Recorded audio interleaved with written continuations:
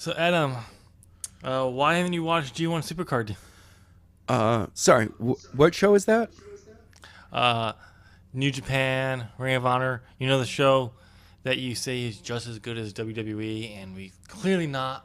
I'm really sorry. At this time, I can neither recall any of those words ever being spoken by me or a show of such name. I don't know. We're just gonna have to move right into the show. Go ahead and cue that music right now. Wait, hold on. Wait, what about the Omega documentary? Cue the music.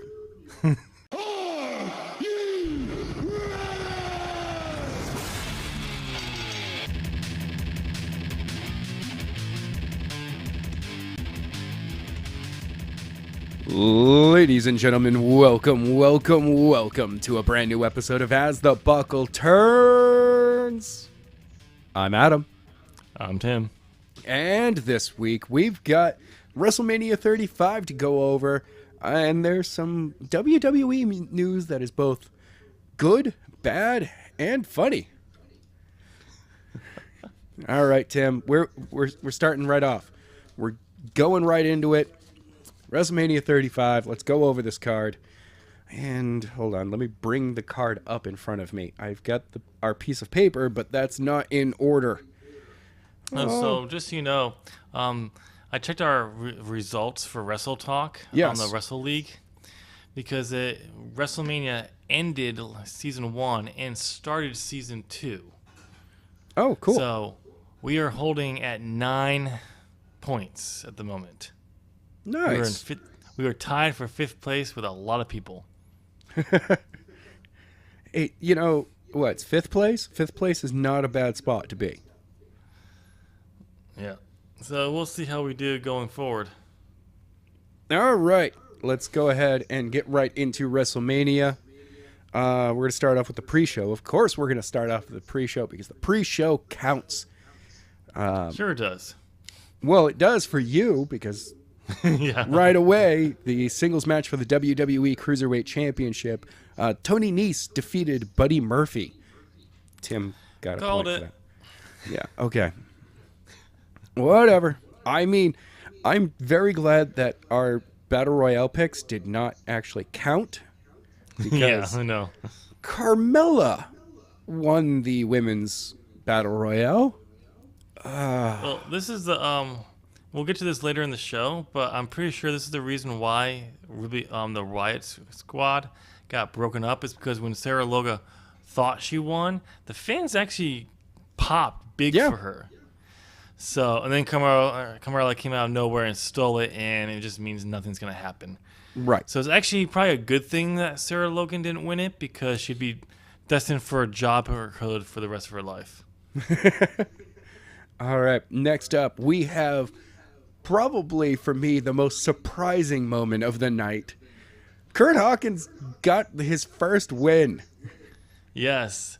Breaking his losing streak. Let's see if I can figure out how much it was. Oh, okay.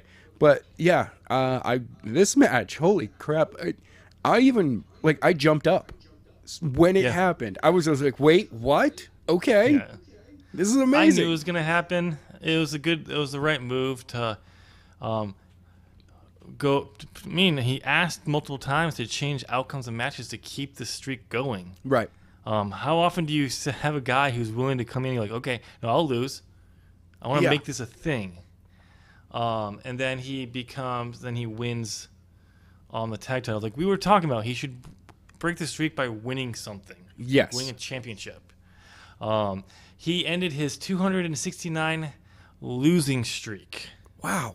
At WrestleMania in the pre-show. And now people were suspecting like, okay, they'll just drop the belts back to the Revival on Raw the next night, completing the Ryder curse. Yes. They broke the Ryder curse because they retained their titles on the following night in a rematch. Good on them. Yep. All right, the next matchup. Speaking of being a jobber fest for the rest of your life if you win this thing, I feel sorry for Braun Strowman because he won. Actually, this isn't the first time he's won. No, he's never won this one. No? He won. You're thinking about the greatest Royal Rumble ever. No, I could have sworn a couple years ago he won the Andre the Giant Battle Royale. Nope. He did not, because I will read you all the winners. No, that was Big Show. Cesaro, Big Show, Baron Corbin, Mojo Rawley, Matt Hardy, and Braun Strowman. It was the year that Big Show won. Yeah. That was the year because it was like, I think it was Braun that was one of the last people eliminated. Possibly. I don't know. But yes, but Braun looked ripped in this match. Yes, he did. He looked good. I mean, I hope they'll use him well. The rumor storyline for him when Samoa Joe recovers from the flu, because he's out with the flu right now. Oh, that sucks. Is Samoa Joe is going to Raw, and he'll be starting a program with Braun Strowman over the U.S. title. Makes sense. Makes sense. So I I'm like okay it. with that. I'm okay with that. But yeah, this was okay match. I mean, I feel sorry for Ali. Man, can you imagine that? Apparently, the plan was for Mustafa Ali, my bad. Yes. Who was supposed to be main eventing with Daniel Bryan on this night, gets put in the Battle Royale and then loses when Luke Harper is trying to suplex him out, gets kicked by Braun Strowman, hits, and then the force just forces him up, and he head connects the edge of the announce table. Yeah, he did tweet about it. And he's like, guys, it looks scary, but I'm okay. Yeah, which is good. But man, and once again, nothing here. I don't expect. I mean, Braun Strowman is probably gonna be one of the few guys who actually wins this, who will have a decent career. Well, yeah, I mean, other than Cesaro, like, Yeah, Big Show was on the downswing of his career. Baron Corbin is Baron Corbin. Baron Corbin, who just tracks good talent into his mid-card of evil. Yeah. And then you have the imaginary friend of Zack Ryder. I understand why he hasn't been used. Zack hasn't been bringing him out lately. Because he's imaginary. Yeah. Zack's like, I don't really need him anymore. I have heat. I got my tag team partner. I mean, I feel bad for Ginger and Gronk, because Gronk had to come in and help the imaginary friend who doesn't exist. So Ginger won the Battle Royal. I know. Only to have Gronk interfere, and then they claimed this guy named Mojo, which is Zack Ryder's imaginary friend. I mean, who knows? But yeah, and Matt Hardy almost retired this past year, so yeah. We'll see. All right, ladies and gentlemen, the first matchup on the card of WrestleMania was a surpriser, but actually a good thing. Oh, yeah. After, Alexa Bliss brought back Hulk Hogan, which was unnecessary. Just kind of sad that people forgot what he did when he came out. Like, no, he does not need to be there. And Seth, when we get interrupted by Paul Heyman coming out and walking to the ring, which Hulk Hogan did not know about, by the way. What?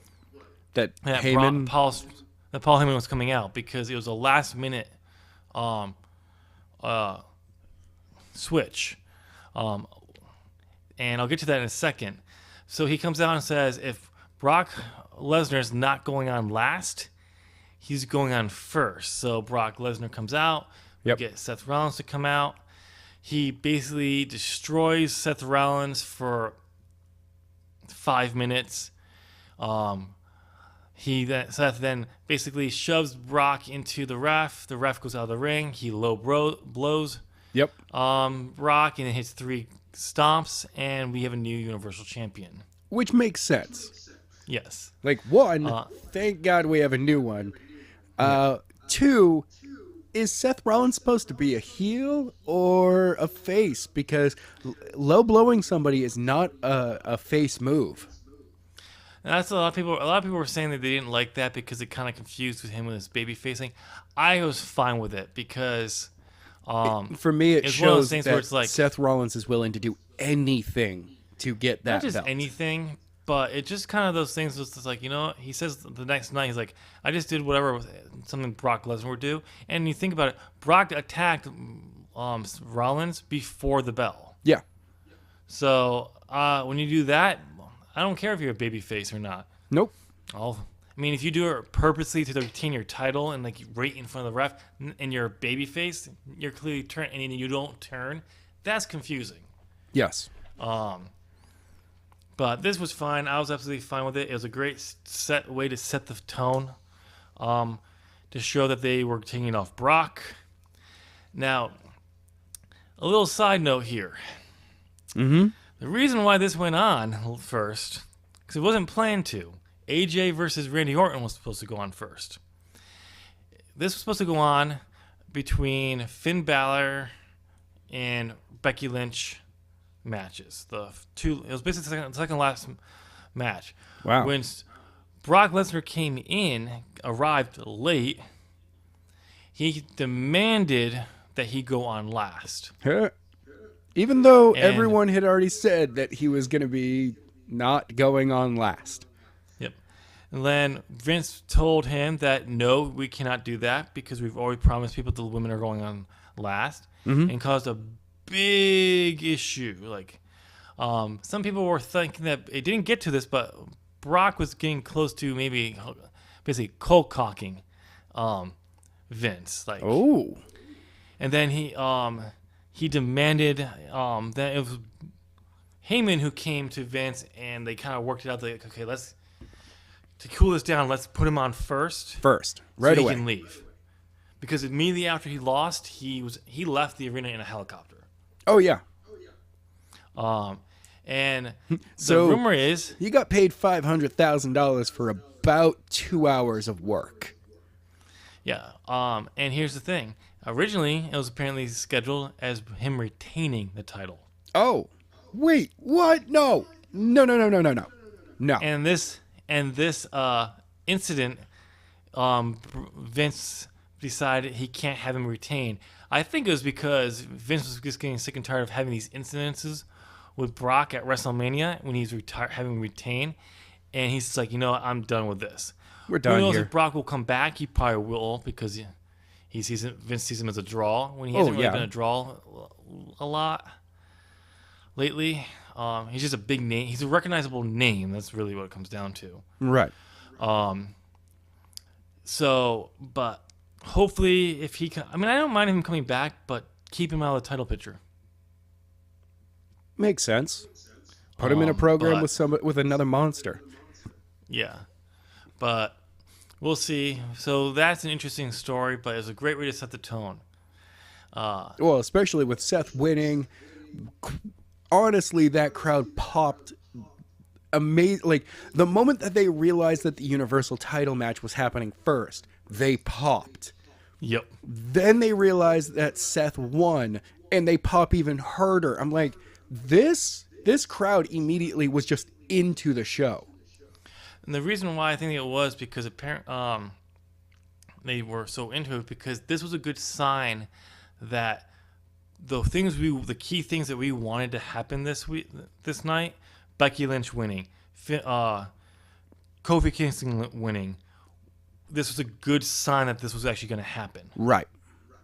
Because we're all pretty much convinced that Becky Lynch and Kofi were probably going to win. Seth was the one we weren't really sure about. Right. But with him winning, that basically, if they have him win and one of the other two don't win, that's weird. But anyway, let's move on to the next matchup, which AJ Styles defeated Randy Orton. I really don't remember this match. It was a good match. Yes. This was the match that going into it, we were worried if it was going to be a slow Randy Orton match, or if Randy will be able to keep up with a quick AJ Styles match. Or if, more importantly, was Randy going to care about this match? Right. And he cared. He cared. He showed up for this match, and yeah, it was good. And we actually get to see someone kick out of the RKO for a change. Finally. That is one of the most protected moves in WWE. Yes. So yeah, we get to see him AJ kick out of that. which is great to see. Like I said, it was a 16-minute match.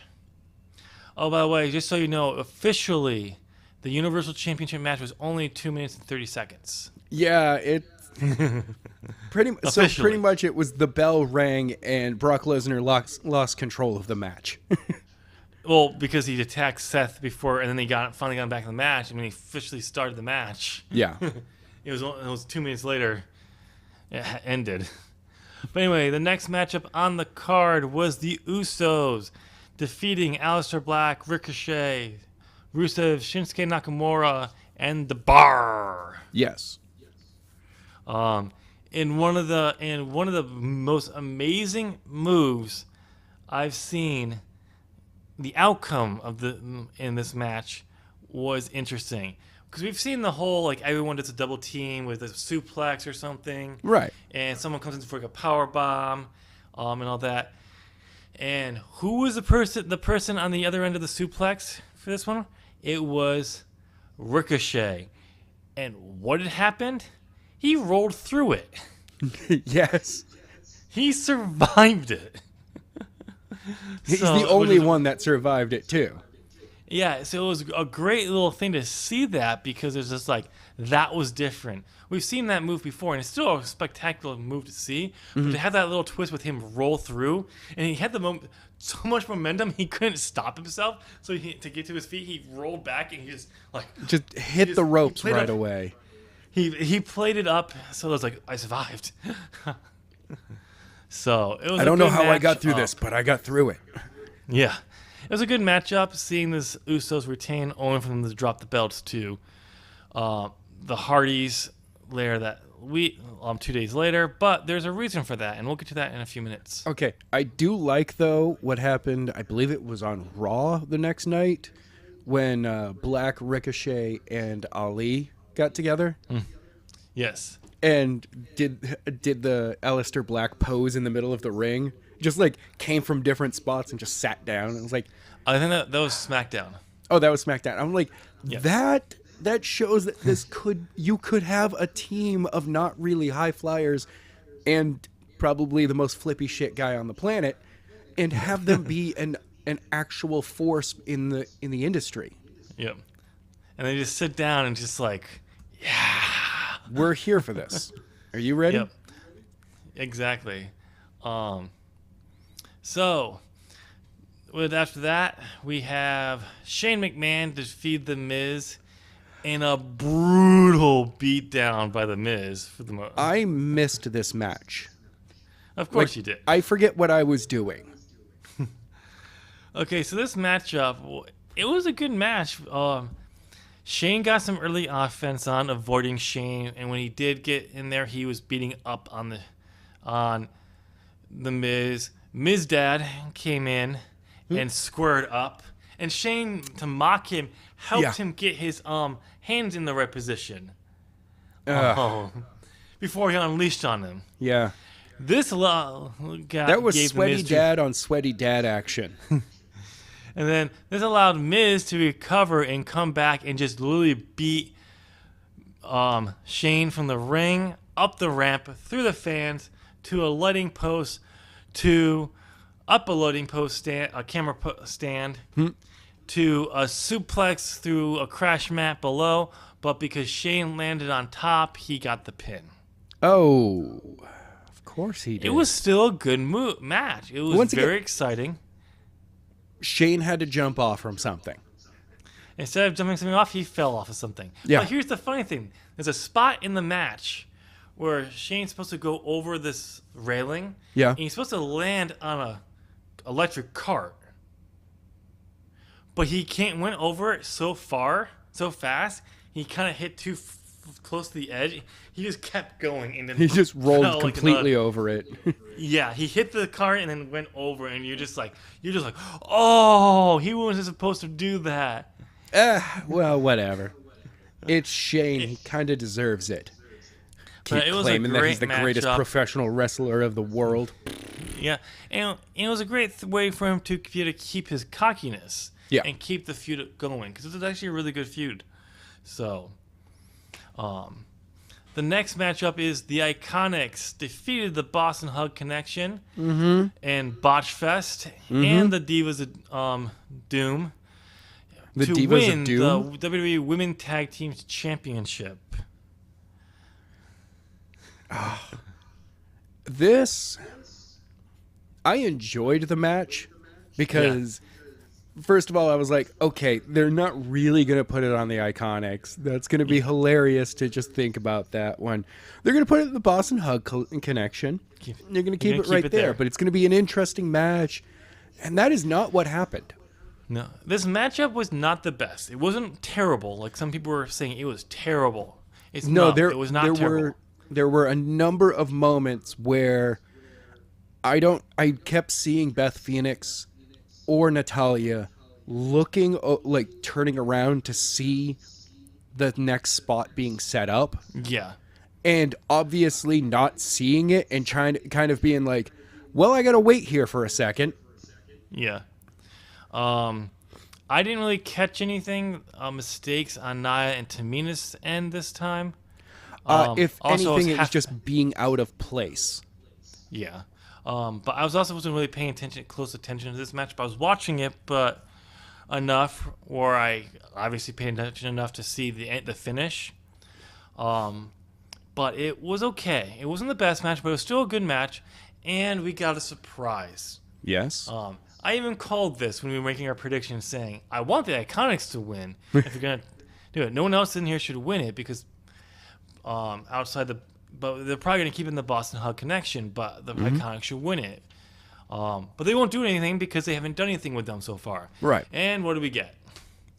Boston Hug Connection lose to the Iconics, stealing the finish, which was a great thing. It was a brilliant way to do it. And then their promo on SmackDown was Edge and Christian level of hilarity. They are the new Edge and Christian. Yep.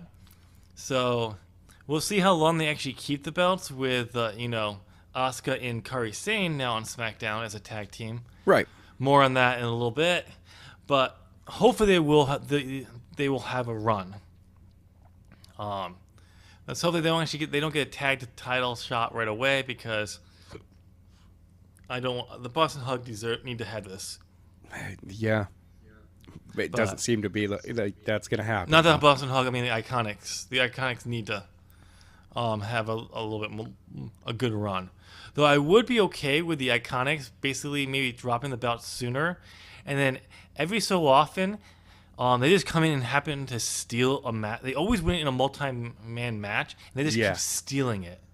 They don't really hold it very long, and when they finally do, like they finally win it a one-on-one match, title match, they actually end up having a longer run. Right. But that would have to be when they were a babyface team. But as a heels, they should come in and out. They should win the belts. Because I think it would just be hilarious. Yeah. But all right. Next up, we have the singles match for the WWE Championship, where by an absolute miracle, Kofi Kingston beats Daniel Bryan. They had a Ring of Honor match. This was a fluke. Kofi Kingston is a B-plus player. Bryan said so. This is a fluke. When Bryan's no longer injured, oops, spoilers, he's going to come back and capture back the WWE Championship. No. This was a good matchup, and it was absolutely worked because it showed that no matter what Kofi Kingston did, Bryan had an answer for it. Mm-hmm. Until he didn't. Yes. I mean, I would love to see Kofi Kingston have a little bit more offense in this matchup. It wasn't a match. It was nothing like a match we would have in two more matches on the card. But I would like to see him a little bit more offense in the match, for my taste.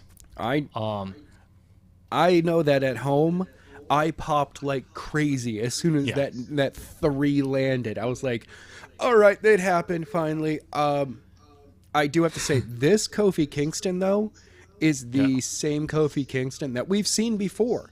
His feud with Randy Orton. Yeah. That Kofi Kingston was in the ring the other night. where it was, Yeah. I'm going to just keep getting back up. You're going to hit me Yep. with something, and I'm going to get up. Yeah. It was a good match, and the fans popped hard for this one. Mm-hmm. Oh, big time did they pop here. Because this is what people want to see. A guy who's been working 11 years finally gets his break. And I'm going to quote CM Punk on this, who, when he was asked about this, he said, it should have happened 11 years ago. It should have, but I mean, at the same time, you look at the company 11 years ago, 2008. Yeah. What was it dominated by? John Cena, big men. Oh, no. Kofi was Oh, a no. small guy that was just going to be a mid-carder at best. Yep. So it was definitely should have been. He's definitely true on this, but it has happened, which is great. And Kofi, please don't listen to superstar Billy Graham. He's an idiot. No, you... Steroids are bad. Like, unless they are specifically prescribed to you by a doctor so that you are, for a medical reason, there is no need to ever take steroids. And the reason, and like they say that he doubled, and when he got correct, people bush on it, he doubled down on it. Yeah. Oh, I know. I mean, this is also... Billy Graham has also said that he has admitted that he was one of the guys who brought steroids into the locker room. Yep. And he's also one of the guys who, if you look at his medical history for the last several years, shows you why you don't take steroids. A bunch of heart problems, Everything. muscle atrophy after years of use, the fact that your testosterone drops to nearly zero. Well, and now one thing I will say this: I would love to see Kofi Kingston put a little muscle on in his chest a little bit. Yeah. He doesn't need to be huge. He doesn't need to be giant. Just he's compared to the rest of his body, chest just kind of seems a little. Yeah, I kind of want to be not like, dude, muscle. do a little chest workout. Work Yeah. on the back just a little bit. Just put a little bit more muscle on your chest and your pecs, just a little bit. You don't need much. We're not saying you need to be like Triple H, Batista size in the chest.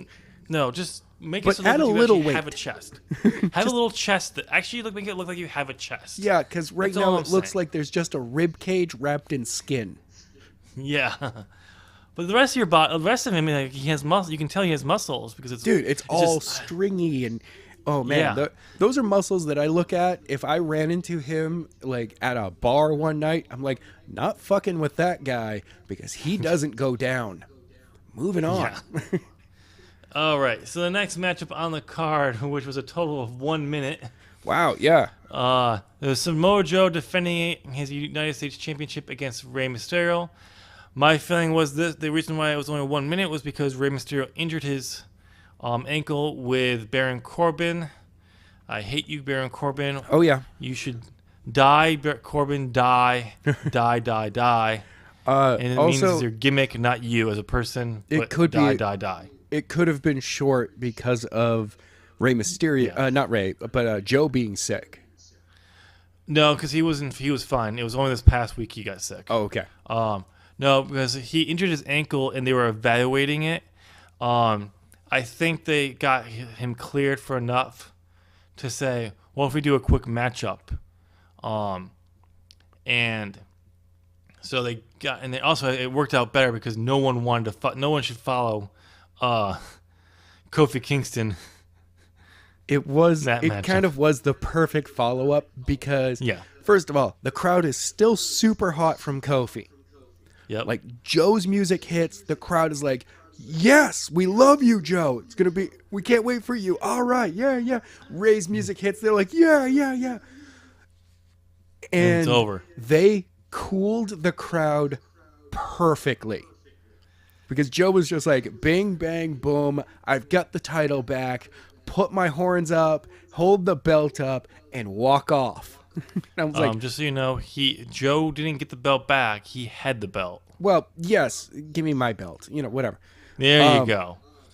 But yeah, like And they cooled the it crowd was perfectly. It was a good thing.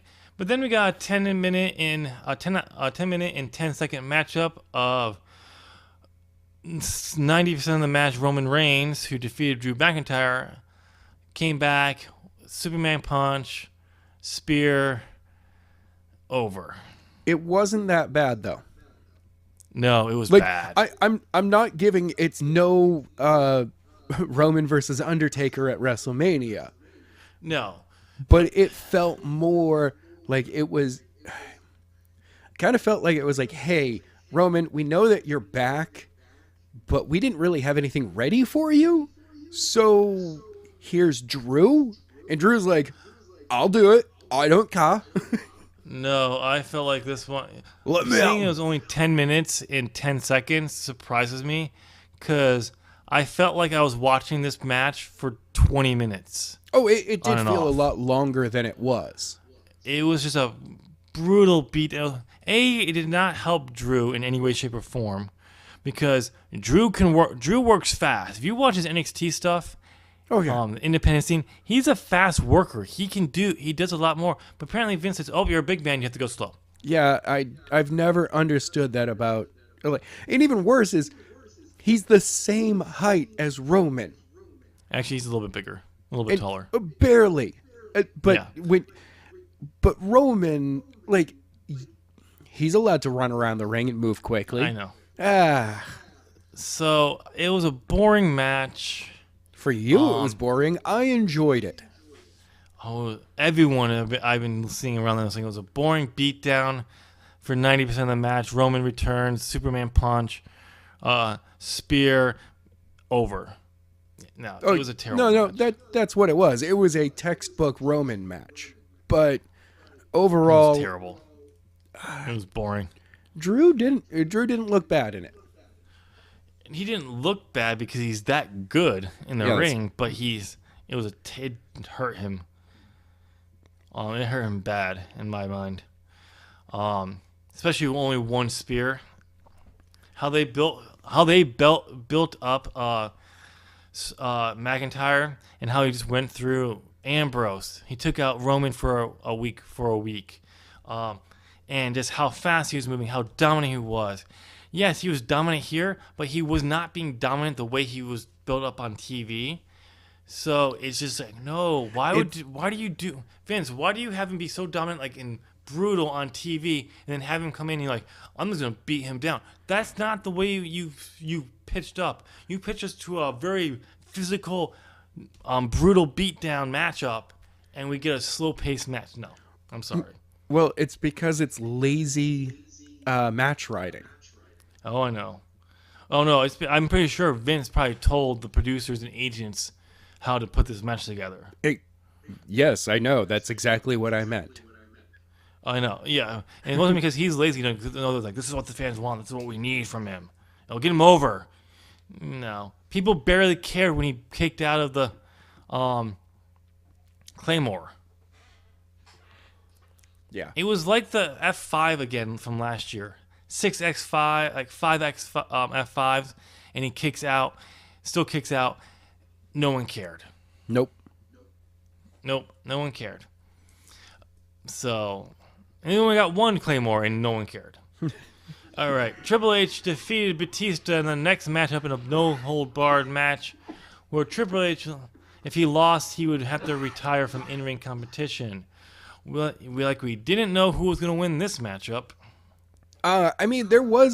We both we both chose Batista, so I don't know how you convinced me to. I can't remember how you convinced me, but I knew Triple H was gonna win. I pitched you a story where Triple H would have to come out of retirement for a match and need Batista for it at the same time.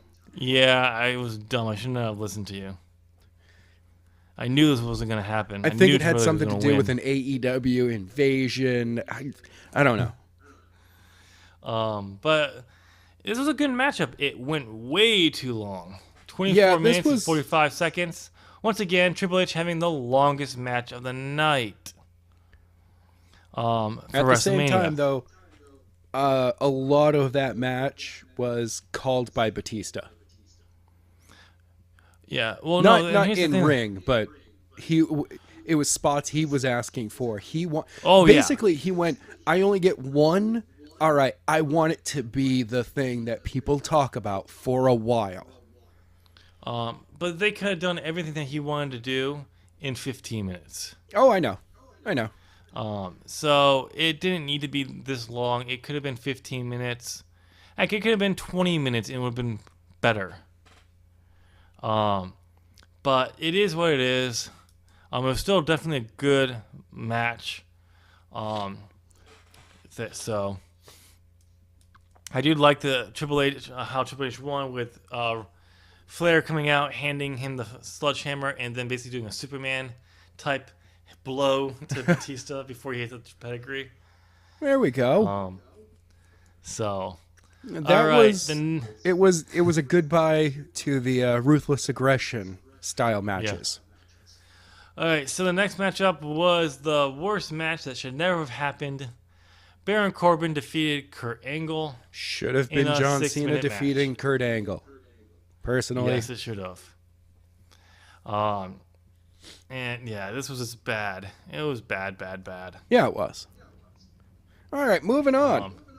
Yes, we got to see Demon Finn Balor defeat Bobby Lashley in a 4-minute match to win the Intercontinental Championship. I like this match a lot because it did not bury Bobby Lashley because he actually got to fight back against the Demon. Mm-hmm. And get some offense in, and actually made you wonder, like, ooh, will they actually pull the Demon loses here? Probably not. But nope, Finn came back, won the title. The Demon needs a different finisher than the coup de grace. Yes, Telling you something else. Yes, do this coup de grace and then have it feed into something else for when he's a Demon. So we have the distinction between the two characters. And by the way, Finn doing is not making me care about the Demon. Though I did love how Leo Rush was completely terrified of the Demon. You know, it's something weird about Leo Rush's character. I don't know why they're doing that. They're like, hey, look, I know it's Finn wearing makeup. Oh, God, I'm really scared by this. I know. Yeah, but it was still hilarious. He did a great job of selling it. I thought it was great. And then we got to our main event of the evening where Becky Lynch somewhat pinned Ronda Rousey to capture the Raw and SmackDown Women's Championship to become Becky 2 belts. Okay. In possibly a botch finish. It's not really a botch. Okay. I know. So it's supposed to be a crucifix pin. Yes. The way Ronda went down, she allowed her legs to continue pulling her up. Yeah. Therefore, because you can see she's trying to pull her legs forward so her shoulders get onto the mat. The ref knew that was the spot where we're going to end the show on. Yeah. And he didn't want to screw up and draw the ire of Vince McMahon. So he just called it. Normally, it would have been, you would have heard the first slap of him sliding down, and he would have waited. The moment those came down, he'd then start. But he would, in the moment... That was the problem.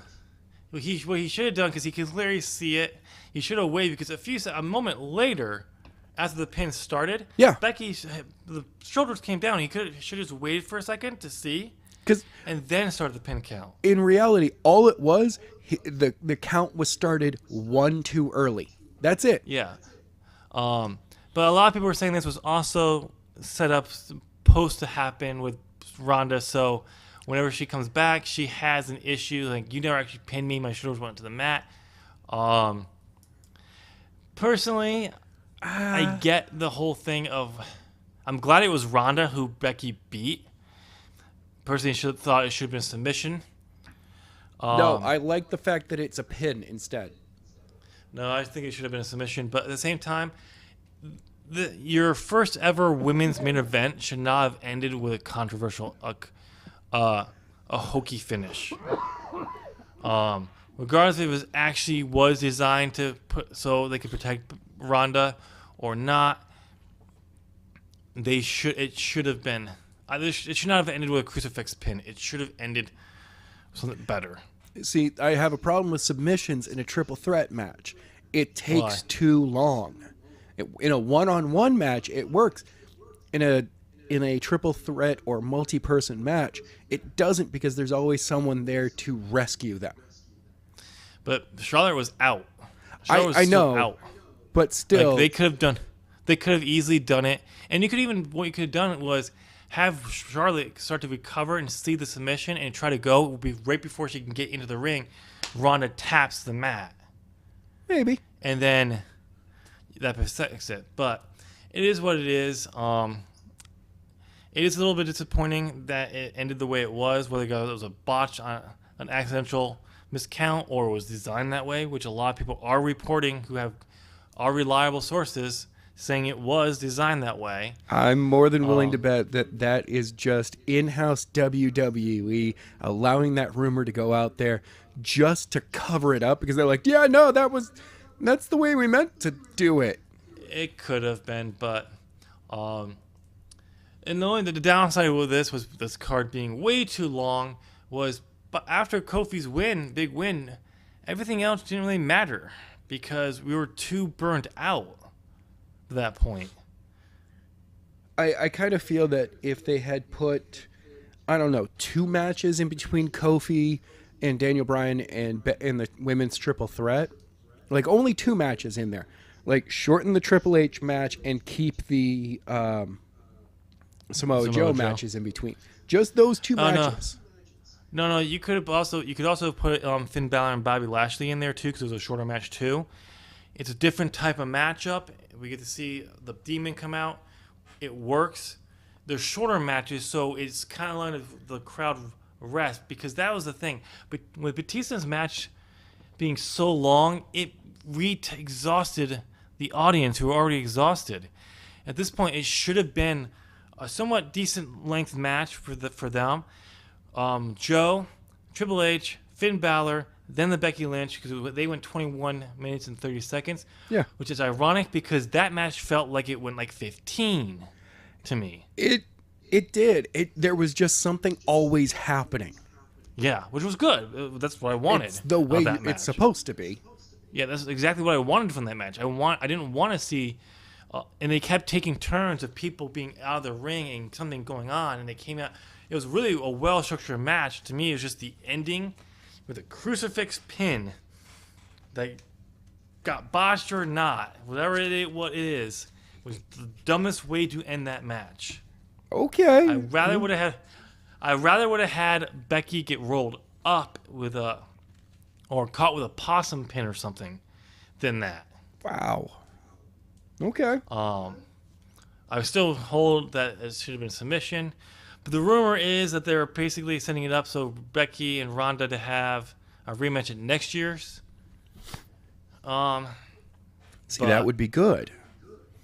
All depends on if Ronda will come back. And here's another side note. Ronda broke her hand in this match. Yeah, she did. I heard about that. So, and she kept going. Like, it was near the end of the match from what I understand, when she was like laying into Lynch, I guess. It was like in the last 5 minutes of the match, I believe. But it's actually not an uncommon thing for fighters to have a broken hand and continue on. Oh no, and not just that, but still, it was fine because she didn't feel it, because she did not pull those punches. Nope. So, and usually a fighter, if they break their hand because they had the rounds, it's a round or 2 before they will really start throwing that punch again, because once the hand numbs up, they can throw it as hard as they fucking want. Yeah. So, but no, she clearly didn't feel like the adrenaline was going. So, but ladies and gentlemen, that's the results for WrestleMania 35. Let us know down in the comment section what you think of the card. Was it too long? And answer this question: do you think WrestleMania should be a 2-day event? I actually like it being a 2-day event. Yeah, because personally, if you're gonna keep the card this long with this many matches, just make it 2 days. Put the Hall of Fame on Thursday, have NXT on Friday, and have WrestleMania Day 1, WrestleMania Day 2. Day 1 should be filled with most of your battle royales, tag team, tournament matches for something on the next night. No. Have you can split your card up like, One night 8 SmackDown, matches. one night Raw. Well, yeah, like the one that's like Kofi Kingston could have closed out the first night. Yeah. Ended the show on a high note for them. You could have still opened up Universal Championship matchup on Sunday, the way they did. That's what it gave all these matches more time to breathe. Yeah, that's really the other big thing. It allows more, because basically it would have 8 matches on each card, because there were 16 matches this year. 8 matches on both cards. You allow all of the matches to breathe more. Yep.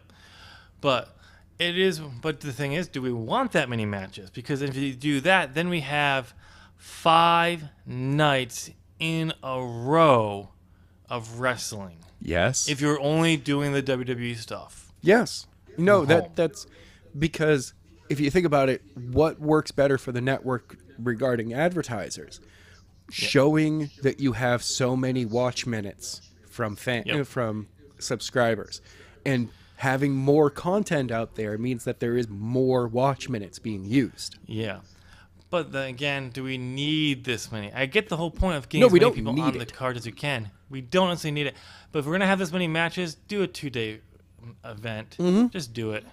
Because honestly, like 10 matches is where I kind of feel that a 3-hour card kind of should top out at.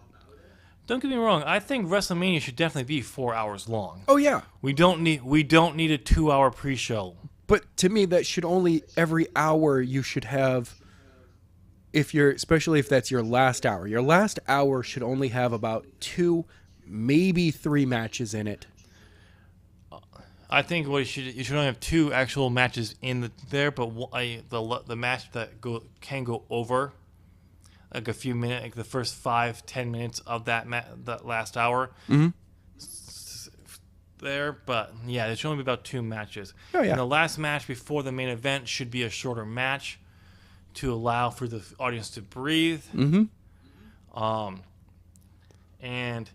the few people who do want to see the main event can still go run off to get a bathroom. Yes, it's a bathroom break, but guess what? Not everyone will be doing, because there's going to be certain matches that people don't care about. Right. So, but let us know down in the comment section. All right, so that's all we have for the wrestling report. Next week, if Adam will actually watch G1 Supercard, what is that? We'll go over that card. G1 Supercard? No idea. All right, so let's go over the news today. So, Adam, what is the first thing on our list? We've got the Superstar Shakeup. It's post-WrestleMania, ladies and gentlemen. Let's shake some things up. I love this idea every year. I'm liking the Superstar Shakeup more and more every year now. I hate it. I think there needs to be like a draft, but I hate the how they go about it. Oh, yeah, that part of it. But I like the concept of post-WrestleMania. It's time to kind of clear the board, move the pieces back around, and see where we go from here. Personally, I think what because this year WWE did is you had the post-Raw, the first Raw after WrestleMania, and it's supposed to be a big thing that happens, like people show up, change brands or something like that, call-ups, and they didn't do anything really. We got Lars Sullivan. Yeah. We got the big tease for the title for title unification match, which we weren't supposed to receive yet. No. If the rumor that I've seen that's out there is that Kofi was supposed to challenge Seth to a match, but not belt for belt. But it wasn't even supposed to be like an official challenge. It was like, hey, why not you and me see who's best? Who's best? Yeah. Kind of the way it was played at the beginning of that promo. So, apparently at some point we're going to be getting a title for title to unify that belt with the Universal Championship. Mm-hmm. and Becky's belts will be just considered unified at some point when they introduce a new title belt. Yeah. And As one. Once again, though, these are rumors. Yes. I do not suggest anyone actually, take this as gospel. But the greatest thing about rumors, though, is sometimes they come true, and then you're really happy about it. So, but nothing really happened because that thing we all knew nothing. It was working one champion. Yeah. But so they botched the whole how they're gonna stop this with the bar coming in, running in. Terrible. Yeah, I did kind of feel that, if it had instead been just hey, let's see who's best out of the two of us, not putting our belts on the line, but we'll see what's going on tonight. And then they're attacked by the bar, it would have been way better. It still shouldn't have been the bar. It should have been someone else. But anyway, they didn't do much. Even on SmackDown, they didn't really do much. And the reason why is because we now had the Superstar Shakeup the week after that. So what they need to do is need to make them one thing. Because that's what it used to be. Yeah. You got called up. You get the call-ups from NXT on the night after WrestleMania. So just do it all at once. That will help. You have a plan going into this big show where you have the hardcore fans who will pop for the different people switching brands and the new call-ups and everything. So do it then. Yeah, I know. It would make way more sense. All right, so let's look at the big one, new name on who went Monday where? Night Raw, and that person is Cedric Alexander coming over 205 Live. Woo! Wait, what? Huh? No, it's actually a good move because I actually kind of like that they're out with the success of Ali. I mean, my bad, Mustafa Ali got pulled over to SmackDown and actually was being used good. Mm-hmm. And I think they will be using him well in going forward. Why not bring over Cedric Alexander, another bigger name people know, and try to do that and use these cruiserweights actually as talent in non-cruiserweight. What? No. Do you not understand how this works? The cruiserweights are at best like Leo Rush, a manager of some sort. So hopefully they'll actually use him well because he is phenomenal in the ring. But speaking of phenomenal, AJ Styles is really the big acquisition that Raw got in this shakeup. He came out to team with Roman Reigns and Seth Rollins to face off against Baron Corbin's mid-card of evil of Baron Corbin, Bobby Lashley, and sadly Drew McIntyre. Love that, the mid-card of evil. I'm stealing it from Wrestle Talk because it's so brilliant. True. And no matter what they do, those two cannot seem to get away from Baron Corbin, no matter what. It's very much close to the League of Nations. You could have put McIntyre on SmackDown, and somehow we still would have probably gotten the mid-card of evil teaming on a pay-per-view or something. Oh, of course. So, but another big transaction was we got the Usos coming over to Raw, which is one of the reasons why they dropped the tag team belts on SmackDown, which is okay, because they've done all they can over on the SmackDown. Oh, yeah. So, and to make life easier for the Usos, they decided to bring over Naomi. Okay. We'll get to the women in a few minutes. Oh, all right, good. About that. Some other big names that came over. I'm trying to see. We got the NXT call-ups of the Viking Experience. Look, we're not at an amusement park. Nope, Adam, stop talking. Do it. You know what I'm talking about. The glasses. Look. Pinch of the nose. 1 second. Let me just Yeah. take these glasses right off. Yeah. And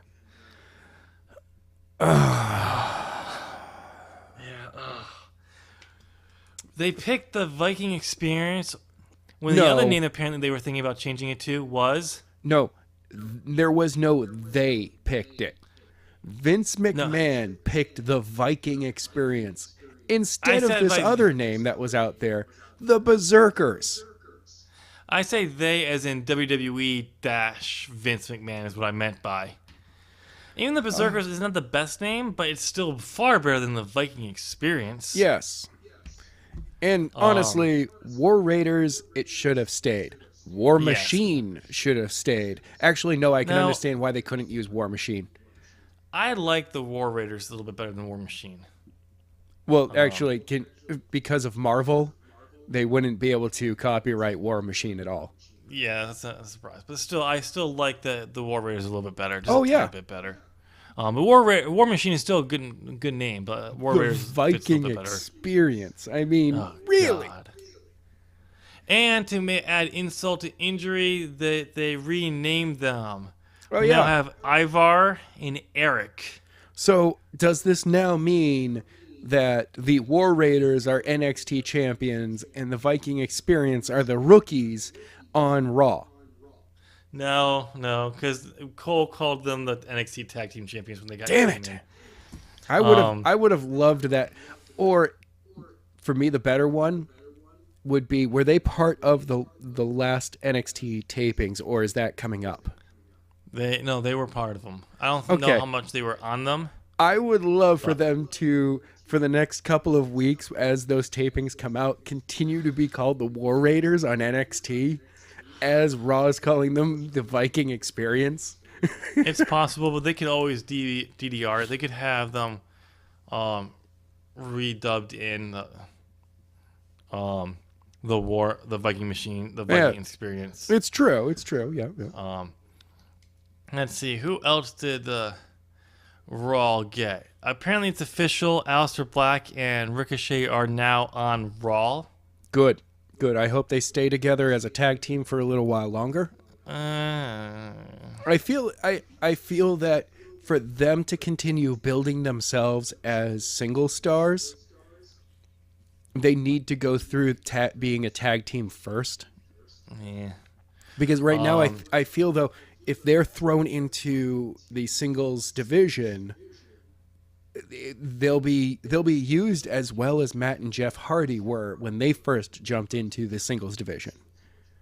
It's possible, but I think they'd be better off as single stars. Oh, they will be in the long run, but now, no, I think they could be fine. I think they'd be fine now. I think Triple H would be ensure that they got used as well, but.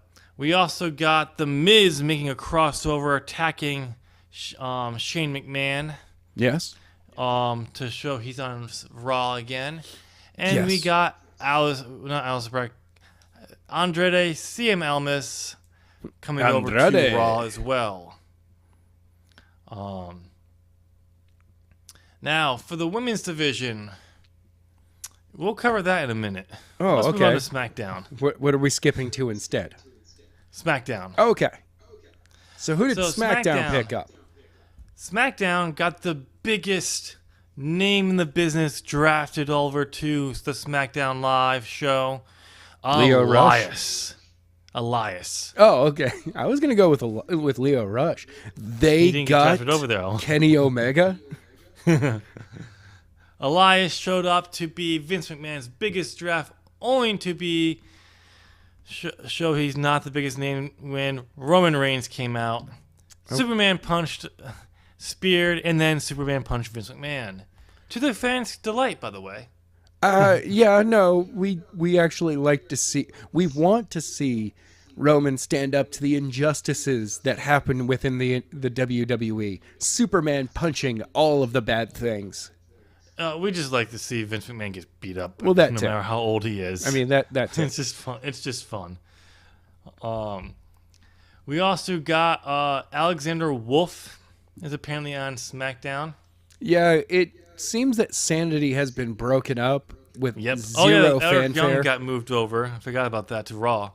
Apparently, Alexander Wolf is actually going back to NXT, possibly over to NXT UK. Yeah, makes sense. Because Killian Dane is on SmackDown. Right. We also got Apollo Crews coming over. Okay.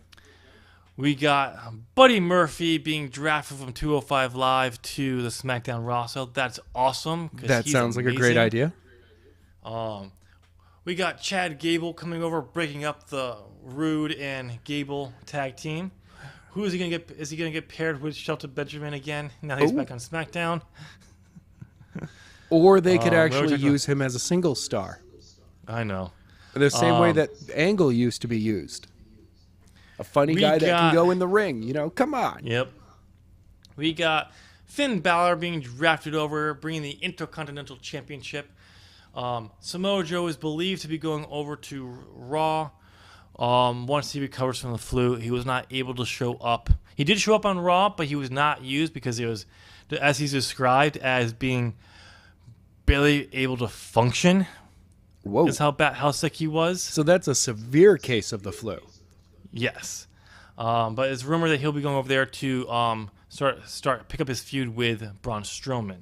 I would actually have we really had a good matchup between Joe and AJ other than the short-lived one for when AJ was champion? No. Okay. So, which is good. We could actually have a potential another AJ and Samoa Joe feud. Yep. Let's see. Who else do we have on here? It says apparently Lars Sullivan is on SmackDown. I heard that as well. Yes. Let's see. We already talked about Roman Reigns. Yep, we know about that one. That's really it for the names there. Let's move on to the women who are now on the SmackDown roster. Okay. I'm not going to say the names and the people who they collected. I'm just going to say the entire roster. Okay? So, starting from the top, we have Asuka. We now have Bayley splitting out the Boston Hug connection. Maybe. Becky Lynch, Billie Kay, Carmella, Charlotte Flair, Ember Moon is moved over. Kairi Sane gets called up. Lana. I'm just going to leave it at that. And one of your favorites, Liv Morgan. Woo! Yeah. Mandy Rose. Mickey James comes over. Peyton Royce and Sonya Deville. SmackDown has kind of a stacked women's division right now. Hold on. Oh, we're not done yet. Let me read you the stacked card of the Raw women's locker room now. Alexa Bliss, Alicia Fox, Dana Brooks, Lacey Evans, Naomi, Natalya, Botchfest, Nia Jax and Tamina, Ronda Rousey, Ruby Riott, Sarah Logan. Those two are no longer teaming together anymore. Okay. Sasha Banks, if she sticks around. And Zelina Vega. I'm going to be really honest. It seems that SmackDown has the stronger women's division right now. Yeah. Like, looking it over, you have Alexa Bliss and everyone else on the women's mid-card. Oh, except for Ronda, but Ronda's out.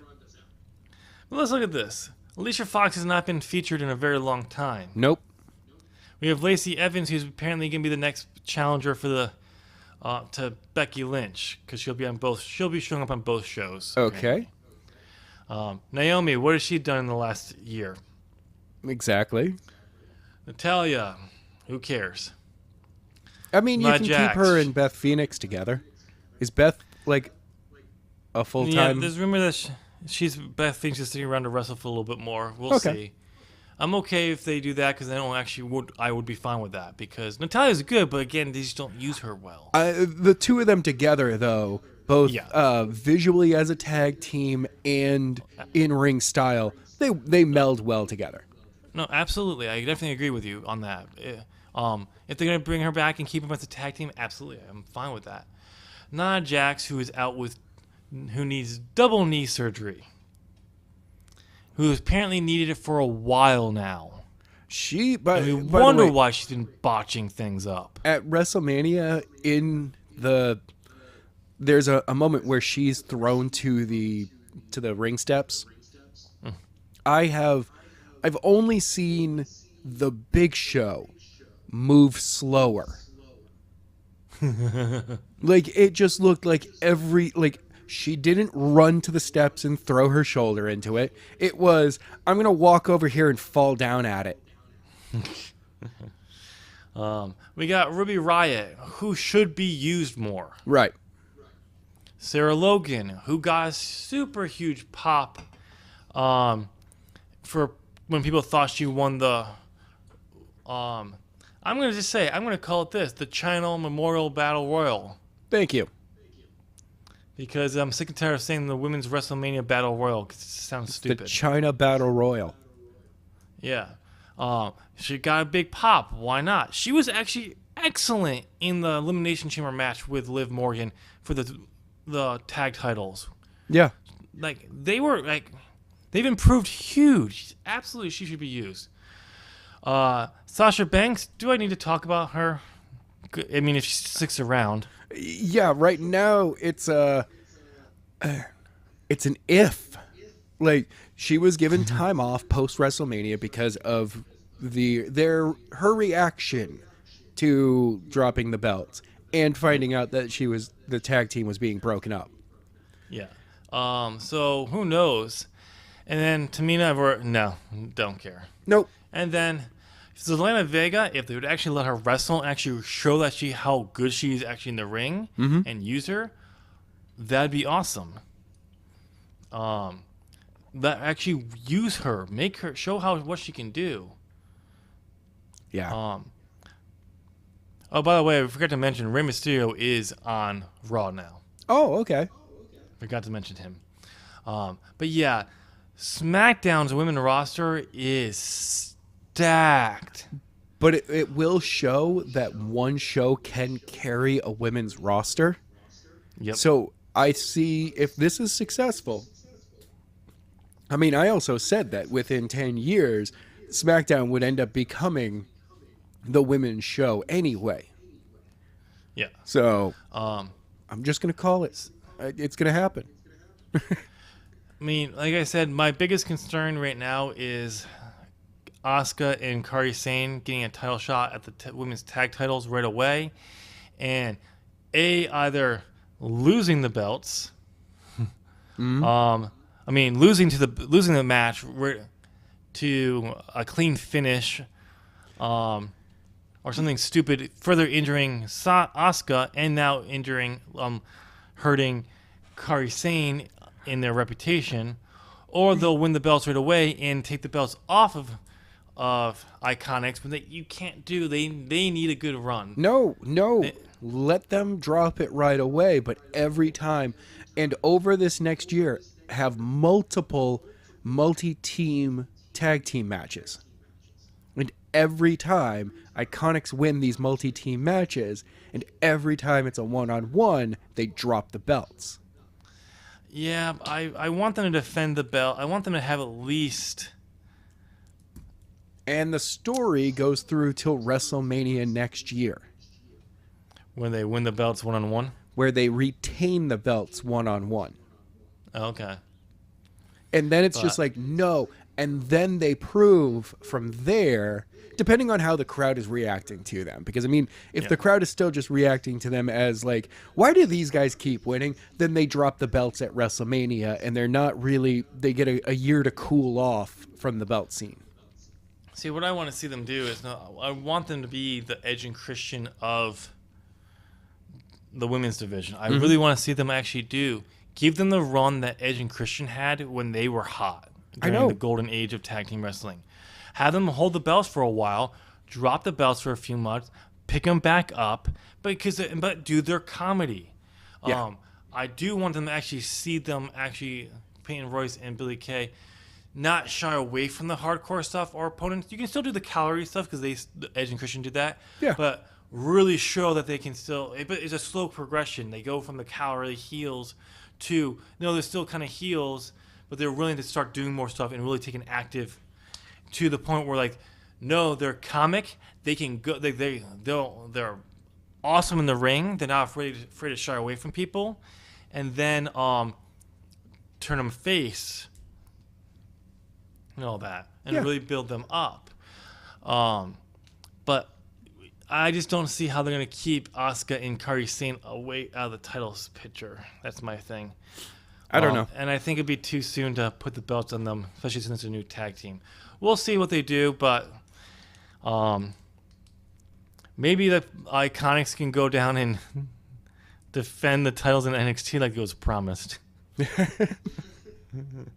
Oh no, but yeah, they should go down and cut a promo about how they're going to defend the titles down there, and then drop the belts before they can do it. Yes, exactly. It should just be this running gag. Oh, we're going to come down to the NXT and we're going to defend the tag titles team here. That cuts a promo that they're going to defend their belts in NXT. They drop their belts before it happens. Yep, before they can get to a story down there. That would be awesome. That would be a great joke. All right, next up, we've got somebody else once again requesting their release. Who is it this time? Luke I bet Harper. It's AJ Styles. Oh, who cares? Wait, who's that guy Brody again? Lee. Who's that guy again? Yeah, exactly. I mean, I understand him. What, he's been with the company for 6 years now. Yeah. And I'm willing to bet he's like, no, it's been a great 6 years, and I've done all this traveling, I've done all this great stuff, but I kind of feel like I hit a brick wall with you guys. And I'm willing to bet WWE's looking back at him and going, yeah, we kind of don't have anything for you either. I think he's frustrated with that he had a great push last year. It only ended because of Rowan, and then he himself got injured. Right. And when they got cleared, Rowan gets pulled back to TV, but Luke gets cleared, and they don't even call him to TV. Yeah, he has a match at Access. And then he gets thrown into the Andre the Battle Royal that no one really knows he's there until the spot where Braun kicks him and he suplexes Ali, my bad, Mustafa Ali out, and he smacks his face in the corner. And there was one more appearance. I believe it was at a house show on like Wednesday of last week. Yeah.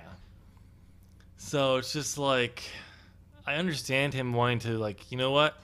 I want to be used. I want to wrestle. I don't want to be like the Ascension. Yeah, like I'm better off leaving and actually going and improving myself somewhere else. Yeah. So it'll be interesting to see if they actually grant him his release. But only time will tell. Yeah. Yeah. We're gonna get new mid-card tag team championships so they can put them on him and some other person. And Sasha Banks. Quite honestly, it would have been better if they, at WrestleMania, brought Luke out with Daniel Bryan. So it was Luke, Eric, and Daniel Bryan on one side, Kofi, Big E, and Xavier Woods on the other. I know, but the optics on it would have been great. Much like the optics of our last story today, where we have the power couple. Ooh, Triple H and Stephanie McMahon? No. Actually, you know what? I'm gonna coin the phrase now. It's the two-man power couple. It is. That's right, ladies and gentlemen. It is the man, Becky Lynch, and Seth Rollins? It does seem, Question mark? They're a quite friendly pair, and they seem to be around each other a lot right now. Lately. The reason why this was brought up is because Seth Rollins was called out on a concert the other day. I cannot remember the name of the name of the band. I don't give a shit enough to actually look up the name of the band.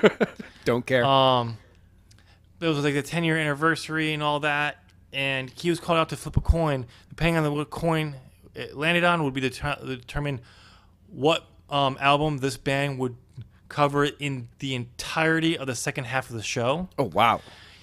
Rollins cut a promo about how he slayed Brock Lesnar and all that. And there's a video of him when he's backstage, just off stage, and there is a redhead in front of him who looked an awful lot like Becky Lynch. Yep. Very close. They weren't kissing or anything, so let's just be clear. I know one of the photos, he's got his arm around her. And then they walk off towards the back and all that. So this is one of the things, but there's also been apparently people been saying that they've been spotted around each other elsewhere. Interesting note. They were sitting next to each other at the Hall of Fame ceremony. Oh my God. It feels like we're talking about junior high right now. Is and it Becky didn't and look like Seth together? And it didn't look like Seth had a date with him. There was a guy next to a guy on Becky's other side, but it didn't look like they were together. But it didn't also look like Seth and Becky were together either. But when you see this, you kind of wonder now. You're like, I'm willing to bet. I like the fact that I like the new phrase for these guys. It's the two-man power couple. You get your hands off my woman, Seth Rollins. You too, Buddy Murphy with Alexa Bliss. Wow, you are laying claim to too many people, my friend. And whoever Liv Morgan is, get your hands off her too. That's my buddy. That's Adam's girl. Hi, Liv. How you doing? Just saying, I've got a crush on you. That's all. You're awesome. But anyways, let us know down in the comment section what you think of the two-man power couple. Hashtag two-man power couple. Should we try to fit in champions in there? Because they're both champions. I know they're both champions right now, but you know that this is going to go on longer than any championship ever. The Love Slayers. Oh, I like that one as well. Anyway, let us know down below. That's all we have today, ladies and gentlemen.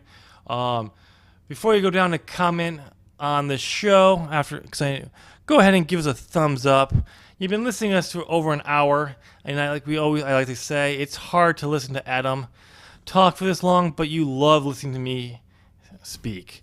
Yeah, just imagine having to look at Adam's face for this long. Not at all. About an hour before the show, and about an hour after the show. Why? I don't know. But go ahead, give us a thumbs up. And while you're there, be sure to subscribe. Ding. Ring that bell. Ding, ding. And get bent.